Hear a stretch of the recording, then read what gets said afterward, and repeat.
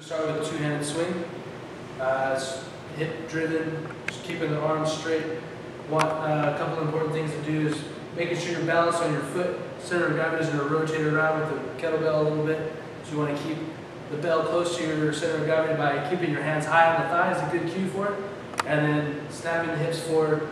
You know, how fast those hips come forward is how high the bell will come. So in here, comfortable grip, two hands. So it's in there. Getting it going. My thighs, our hands are high on the thigh. Pushing the hips back. Pre-stretching the hamstrings. Driving the hips forward.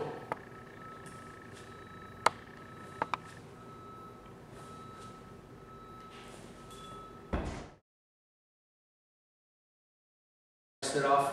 So what we're going to do is same cues, everything's the same. Back's going to stay flat, we'll square to the wall. As I come up, that thumb is neutral, and I'm pointing it back. And the reason why that's important is, as I come back, this rotates my humerus into the most neutral, stable position for that shoulder girdle. I'm coming up. I'm not reaching out like Superman would take off and fly. I'm actually, my shoulder blades are pinched back together, and I'm in here in a nice, stable position for that arm and that shoulder in there. Right, this right here starts to make me round out like that, so that's what we really don't want. We want to be in here, nice, stable, strong. As I come forward, all that weight transfers into the kettlebell, not losing it by rotating or losing any force production. So now we're going to hand off. So it's in here again, still on the inside, the thumb's still neutral. As I get going, I'm turning it over. So my thumb is still neutral at the top, still pointing out the back. High on the thigh. Using the hips to do the work.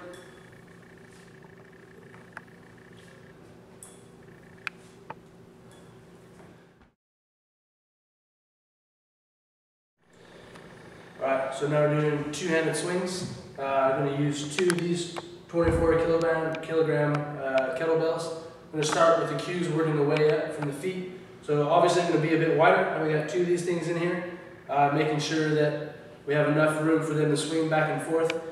Talking about the hands again, and how about now they're going to be pointing in towards each other. So if you can see like this, in towards each other, and then they're going back out like that. Right? So just like hitchhiking, right? Either ride that way, pointing up towards each other.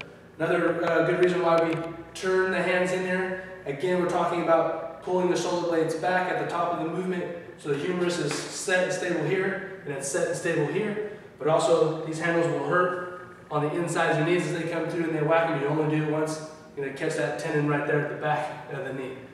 So making sure the feet are wide, still stable, still straight ahead, thumbs pointing towards each other, out the back, and pulling the shoulders back in here so you're not arching way back, I'm not leaning forward, I'm not taking off like Superman, but I'm in here, I'm catching, I'm nice, tall, stable, my shoulder blades are back, I'm in an upright, stable position.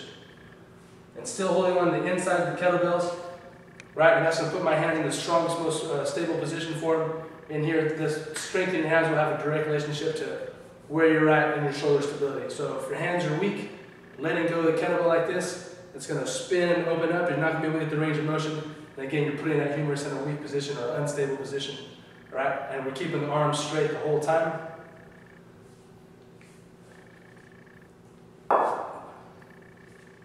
They might knock together. That's all right.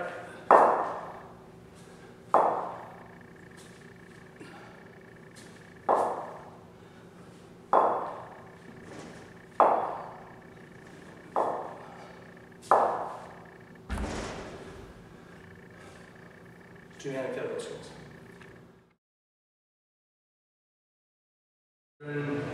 One arm kettlebell swing with a high pull. A little bit different as that you're kind of making a J shape with the kettlebell. So if you imagine it from the side here, the belt coming down vertically, catching it here at the bottom of it. As I come up and I'm rowing with that arm. I'm not shrugging with both shoulders. I'm rowing up with this one arm. It's a little bit more rear delt activation, which you don't get at all in this kettlebell swing. That rear delt is really important to keeping that shoulder blades kind of back, keeping it out of that shoulder impingement, which we get here in the acromion process of your shoulder. So everything's going to be the same cues. Still having the hand on the inside of the kettlebell, still driving the hips forward, arm is still straight. So as I come up now though, I'm just going to finish it off with the high pull. So elbows up towards the ceiling.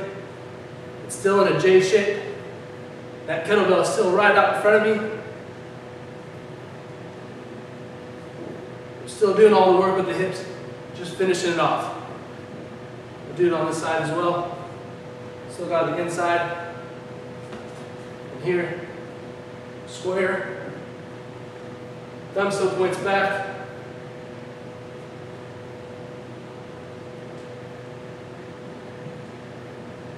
One more time. Kettlebell swings backward.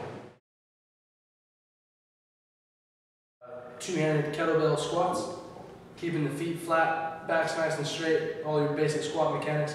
As I come down and pick them up, coming down, not letting the chest bend over.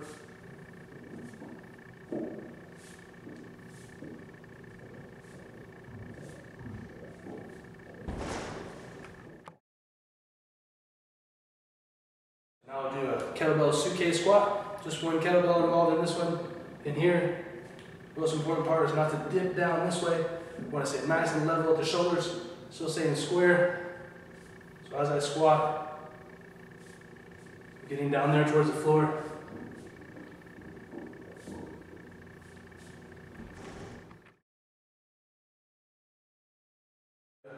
Kettlebell deadlift. Feet are going to be shoulder width or comfortable width for you, whatever that might be. Come in here, two hands on. Nice flat back, driving through the arches of my feet. Just standing up with it. Down and back up.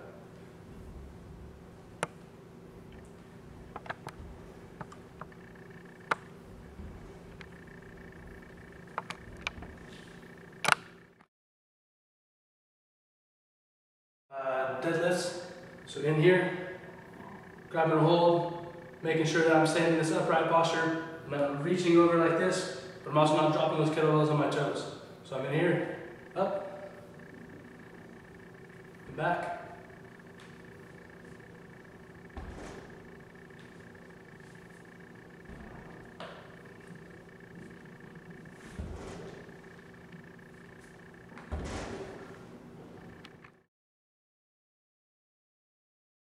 Double kettlebell RDLs. Same stance as that deadlift as we did before. In here, about shoulder width. Keeping that back nice and flat. Picking them up, driving the hips forward. Not dropping them on the toes. Doing all the work with the lower chain.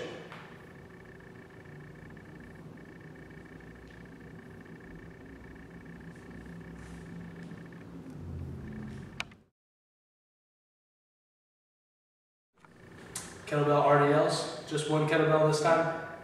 So in here, still back nice and flat, picking up two hands on the kettlebell. Stretch back there, squeezing at the top. And as you notice with Jake, his back is still flat. He's got a slight 10-degree bend in his knees. His knees are not locked at all times. He's driving through the heel, up through the glutes, and pulling those hips forward. And as he comes up, he's finishing off that movement by squeezing the butt, keeping those shoulders down and back. Good job.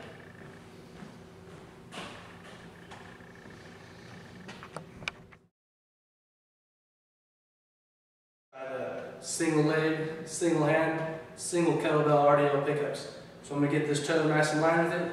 So right in the middle, this leg's going to stay off the ground as often as possible. Try not to touch or use it for support. I'm going to go with my opposite hand this time, so I get the diagonal kind of force in here. So I'm using this hamstring and this whole vector right here through my core. So as I come back, head to steel, head to heel, strong as steel.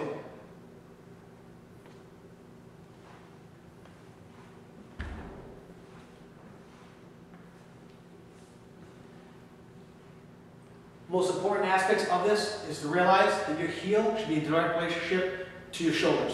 So as far as your heel comes up, your shoulders should go down.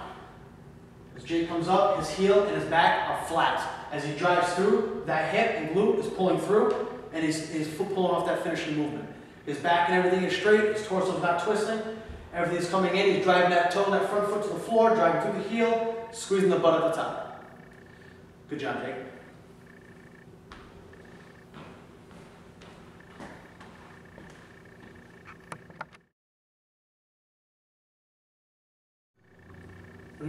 double kettlebell, single leg RDL pickup.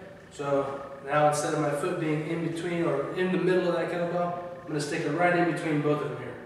So I'm just going to do one body weight version for you, and we're going to pick the kettlebells up and we'll see how it goes. But in here, keeping this foot locked out, as I press back, my back is flat, my leg is straight, counterbalancing my upper body with that leg back there. When I pick these kettlebells up, I'm using the hamstring and hips to drive all the way through, upright, and go back down.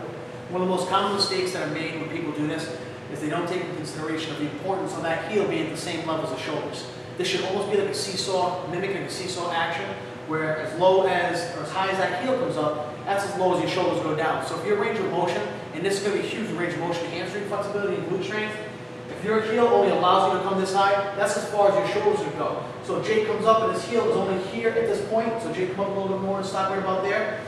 If your heel only allows you to come here before you fall over, or your lower back starts to bend, this is something that we don't want to see, because then you start putting extreme stress on those lower rectors and lower lumbar, causing some impingements and lower back pains. So as we straighten out again and we come through, we're going to come through this movement one more time with Jake. As he comes through just like a seesaw, this is the pivoting point at your hips. As he grabs the kettlebells and pulls up, he's going to squeeze in there. Now Jake, please use the weights.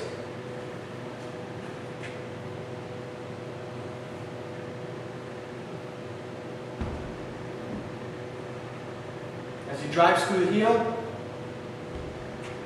force production goes through the hips, you squeeze that glute at the top, that butt, keeping those shoulders nice and flat. He drives up, drives through, and relaxes.